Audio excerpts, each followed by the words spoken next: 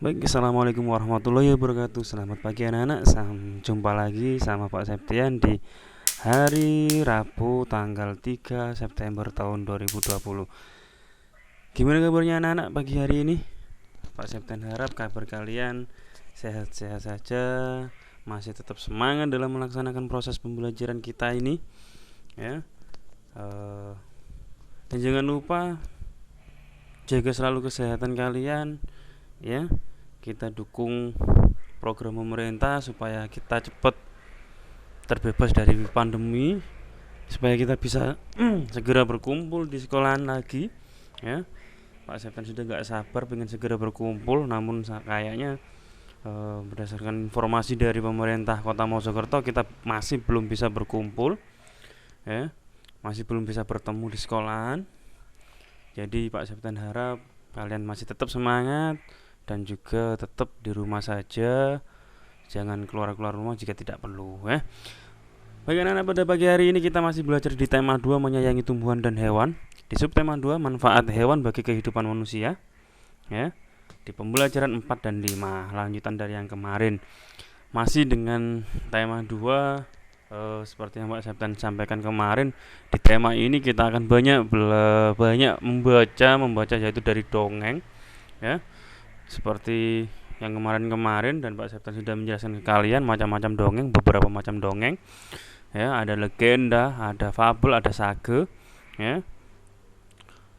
Namun pada kali ini kita banyak membaca dongeng, yaitu fabel, yaitu dongeng yang menceritakan atau dongeng hewan, ya. Baik anak-anak, langsung saja disilakan buka bukunya di tema 2 subtema 2 pembelajaran 4 dan 5. Saya harap kalian mengikuti pembelajaran kali ini dengan membuka buku kalian. Kalian simak, Pak Septian akan membacakan dongeng anak gembala dan serigala. Nah, pada dongeng tersebut terdapat percakapan ataupun di situ dongeng itu diceritakan oleh narator. Jadi narator itu orang yang menceritakan anak-anak. Sama dengan ketika kalian menceritakan sesuatu ke teman kalian, kalian itu sebagai narator. Dimana kalian di situ nanti juga akan memperagakan ataupun menceritakan seakan-akan berbicara seperti orang yang bercerita atau orang yang melakukan kegiatan ataupun orang yang kalian ceritakan, ya. Jadi narator itu adalah orang yang menceritakan.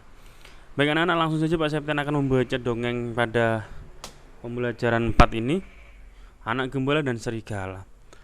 Narator berbicara, seorang anak gembala selalu mengembalakan domba milik tuannya di dekat hutan yang gelap dan tidak jauh dari kampungnya. Suatu hari dia mengembalakan domba di dekat hutan. Dia merasa terhibur dengan memikirkan berbagai macam rencana apabila dia melihat serigala. Dia teringat ucapan tuannya. Tuan anak gembala tersebut berbicara, apabila kamu melihat serigala datang dan menyerang domba, kamu harus berteriak, memanggil bantuan. Orang sekampung akan datang membantumu, kata tuan anak gembala tersebut. Narator berbicara kembali. Anak gembala itu berpikir bahwa akan terasa lucu apabila dia pura-pura melihat serigala dan berteriak memanggil orang-orang. Anak gembala itu berlari ke arah kampungnya dan berteriak sekeras-kerasnya.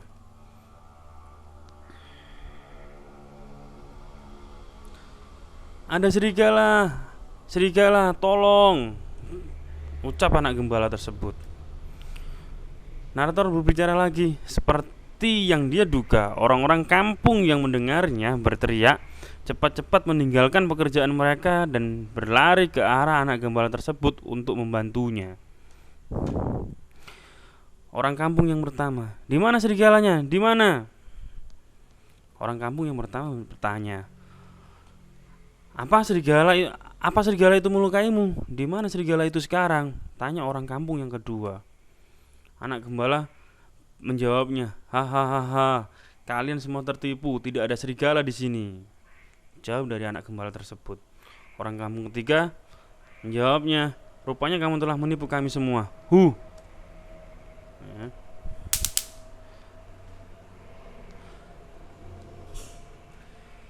Narator berbicara kembali. Beberapa hari kemudian anak gembala itu kembali berteriak meminta tolong. Tolong, tolong ada serigala, tolong, serigala memakan domba. Teriak anak gembala tersebut. Orang kampung pertama berbicara, mana serigalanya? Tidak terlihat serigala di sini. Nah, anak gembala kembali menjawabnya, hahaha, memang tidak ada serigala, aku iseng saja berteriak minta tolong. Jawab anak gembala tersebut. Orang kampung yang kedua berbicara, hei, keberadaan serigala bukan untuk main-main. Kalau kamu berbohong terus, tidak ada yang percaya lagi padamu. Jawab atau omongan dari orang kampung yang kedua. Narator kembali berbicara. Pada suatu sore ketika matahari mulai terbenam, seekor serigala benar-benar datang dan menyambar domba yang digembalakan oleh anak gembala tersebut. Anak gembala tersebut berteriak, serigala, serigala, tolong, ada serigala, tolong, tolong. Teriak anak gembala. Anak gembala itu pasti bermain-main lagi. Jawab ataupun omong si orang kampung yang pertama. Orang kampung yang kedua menjawab, dia tidak akan bisa menipu kita lagi. Sang narator kembali berbicara. Serigala itu akhirnya berhasil menerkam dan memakan banyak domba yang digembalakan oleh sang anak gembala, lalu berlari masuk ke dalam hutan kembali. Sumber dongeng tersebut dari www.rumahDongeng.com.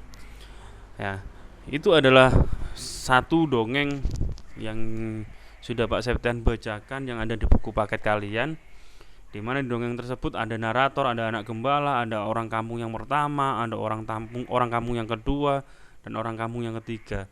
Sebenarnya kita paling enak seharusnya kita bertemu dan memperagakan ini anak-anak. Sebenarnya kalau dongeng yang seperti ini kita bisa memperagakan anak-anak. Cuma kita belum bisa memperagakan atau melakukan itu di sekolahan karena kita belum bisa bertemu. Ya. Dari dongeng tersebut kita bisa mengambil pesan anak-anak. Saya harap kamu setiap membaca dongeng seperti yang Pak Septian sampaikan kemarin, kamu harus mengambil pesan yang disampaikan oleh pengarang ataupun penulis dongeng tersebut supaya kamu bisa mengambil pelajaran yang bisa kamu peroleh. Ya, kalau dari dongeng yang ini apa yang bisa kamu ambil peroleh anak-anak? Ya, kamu jangan pernah berbohong. Jika kamu berbohong ataupun jika seorang pembohong, dia tidak akan pernah lagi akan dipercaya oleh orang lain ketika berbicara. Itu anak-anak. Jadi sekali kita berbohong ataupun kalau kita menjadi seorang yang pembohong, kita tidak akan pernah dipercaya oleh orang lain. Itu anak-anak poin yang bisa kita peroleh ataupun di pesan yang kita peroleh dari dongeng tersebut. Ya. Jadi pesan juga untuk kalian, jangan sekali-sekali kalian menjadi seorang yang pembohong. Itu anak-anak. Selanjutnya, semua makhluk hidup memiliki ciri khas, ya. Hewan di sekitar kita memiliki ciri khas masing-masing. Ya, contohnya saja kucing berkaki 4, ya, berbulu dan bersikap manja pada tuannya. Jika kucing itu kucing rumahan atau kucing peliharaan, pasti dia suka bersikap manja pada tuannya.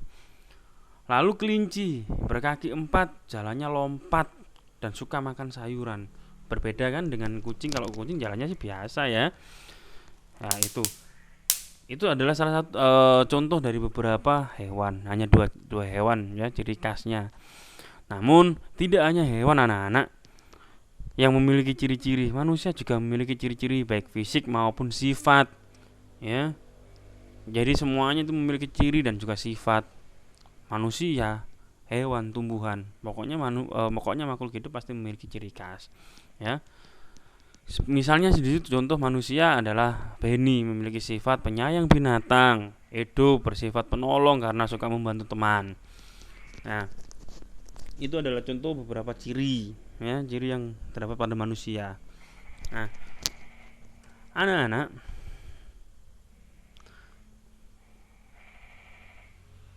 ciri-ciri sifat manusia di situ dicontohkan. Edo lucu, ramah, penolong, rajin. Jadi Setiap anak pasti memiliki ciri dan juga setiap manusia memiliki ciri dan juga tidak hanya satu tapi memiliki beberapa contoh, memiliki beberapa ciri-ciri, ya.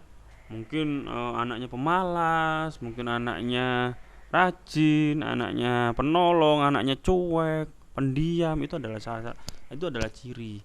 Nah, kalian mendapatkan tugas dari Pak Septian yang pertama, yaitu sebutkan ciri-ciri sifat 5 temanmu di kelas. Nah, Pak Septian ingin membuat kalian mengingat-ingat temanmu. Setelah beberapa lama kita tidak bertemu sama temanmu, supaya kamu tidak lupa sama temanmu, ya, supaya kalian mengingat lagi temanmu, ya. Sebutkan ciri-ciri sifat temanmu, ya, 5 temanmu saja. Tulis di buku tema, ya. Tulis yang rapi. Itu tugas yang pertama. Selanjutnya, anak-anak, tahukah kamu domba adalah hewan yang masih satu keluarga dengan kambing? Maksudnya satu keluarga itu apa? Maksudnya satu keluarga adalah sejenis tapi berbeda, anak-anak, ya. Sejenis dengan kambing ataupun mirip ataupun sama, ya. Domba itu mirip dengan kambing namun memiliki bulu yang tebal. Bulunya domba, kamu perhatikan, bulunya domba sama bulunya kambing hanya berbeda ketebalannya saja, ya. Bulu biasa dijadikan benang wol, itu adalah bulunya domba, ya. Jadi domba itu selain itu bulunya tebal, biasanya bulunya itu dimanfaatkan untuk menjadi benang wol. Daging domba dapat diambil manfaatnya sama seperti kambing, juga diambil manfaatnya untuk untuk dimakan. Kulitnya kambing apakah juga bisa ada manfaatnya, Pak? Ada. Kalau kulitnya domba untuk digunakan menjadi benang wol, kalau kulitnya kambing biasanya digunakan untuk, ya, mungkin kalau kamu melihat musik rebana terbang itu, terus kendang itu juga terbuat dari kulit-kulit kambing, ya, anak-anak, yang dikeringkan terus dipasang itu, ya. Terus kalau di masjid itu beduk itu yang untuk memanggil sebelum azan itu juga biasanya terbuat dari kulit kambing, ya. Biasanya daging domba diolah menjadi gulai, sate dan sebagainya, sama dengan kambing, anak-anak. Jadi yang membedakan hanya kulitnya saja yang lebih tebal, ya. Itu, anak-anak. Jadi selain itu, ya, di sini menunjukkan bahwasanya setiap hewan itu bisa diambil manfaatnya oleh manusia, ya. Setiap hewan diambil manfaatnya oleh manusia. Itulah perputaran kehidupan, anak-anak. Jadi semua di sini tidak ada yang tidak membutuhkan orang lain ataupun tidak membutuhkan apa-apa. Semuanya pasti membutuhkan. Contoh itu tadi, ya. Manusia membutuhkan atau memanfaatkan daging domba, kulit domba untuk membuat benang wol, untuk dimakan, itu tadi, anak-anak, ya. Setiap hari Pak Septen punya bacakan kembali, ya. Setiap hari Benny memberikan makanan kepada ayam-ayamnya. Benny juga membantu ayah membersihkan kandang ayam. Ayam-ayamnya sudah menghasilkan telur, daging, dan suara yang indah. Benny berpikir ayam akan senang jika kandangnya bersih. Di sekolah, Benny juga selalu berbuat baik. Ia sering membantu teman yang terjatuh supaya berdiri kembali. Kita perlu bersikap baik kepada sesama manusia. Kita akan merasa senang jika ada orang lain yang menolong kita. Orang lain pun akan merasakan senang jika kita membantu mereka. Bersikap baik kepada sesama manusia adalah bentuk pengamalan Pancasila, tempatnya pengamalan sila kedua Pancasila, yaitu kemanusiaan yang adil dan beradab. Nah, seperti yang dulu ataupun yang sudah Pak Septan jelaskan sebelumnya, ya. Kita harus berbuat baik sama siapapun, ya, sama siapapun. Kenapa sih kok kita harus berbuat baik? Karena kita tidak tahu, anak-anak, siapa yang akan membantu kita ketika kita membutuhkan pertolongan. Lebih baik kita selalu menanam ataupun berbuat baik kepada orang lain supaya orang lain juga mau ataupun senang ketika membantu kita, ya, ataupun berbuat baik sama kita. Itu sih poinnya, anak-anak. Jadi dan sikap ini sesuai dengan sila kedua Pancasila. Jadi kalau sila pertama itu adalah perilaku-perilaku yang bersyukur, ya, bersyukur atas nikmat Allah yang Allah berikan pada kita. Nah, kalau sila kedua adalah mengajarkan di mana kita harus berbuat baik sama siapapun, ya. Itu anak-anak. Jadi kalian harus bisa membedakan, ya. Selanjutnya untuk tugasnya yaitu sikap, kalian tulis di situ sikap baik yang telah kamu lakukan, ya. Kalian nilai diri kamu. Di situ Pak Septen menyediakannya 5 kotak, tapi bisa lebih, ataupun kamu nggak harus membuat tugasnya, kamu tidak harus membuat kotak seperti sama dengan Pak Septian. Yang penting tulis saja di sini di bukumu sikap baik yang telah kamu lakukan ataupun yang saya lakukan. Terus dinomori 1, 2, 3, 4, 5, 6 sampai selesai, terserah kamu pernah berbuat baik apa saja. Ya. Kalau sudah, selanjutnya sikap baik yang temanmu sudah lakukan atau sikap baik yang temanku sudah lakukan. Ya. Jadi ditulis habis sikap baik yang telah kamu lakukan 1 sampai berapa, terserah kamu, minimal 5. Lalu selanjutnya sikap baik yang temanku sudah lakukan, terserah 1 sampai berapa, terserah kamu berapa, ya. Jadi kita sambil ya mengingat-ingat masa-masa ketika kamu di sekolah belajar sama teman-temanmu, kamu punya banyak teman, ya, sikap-sikapnya temanmu apa saja sih yang baik, ya, yang sudah pernah dilakukan sama teman-temanmu. Nah, kamu tulis di situ. Ya, anak-anak, baik anak-anak, sampai di sini materinya Pak Septian. Pak Septian harap kalian terus semangat dan tetap semangat, ya, dalam mengikuti proses pembelajaran ini, ya. Semoga kita segera bertemu di sekolahan, segera bisa belajar kembali di sekolahan dengan baik, ya. Pak Septian mohon maaf apabila pada materi kali ini ada kurang atau salahnya Pak Septian. Pak Septian akhiri, wassalamualaikum warahmatullahi wabarakatuh. Sampai jumpa anak-anak.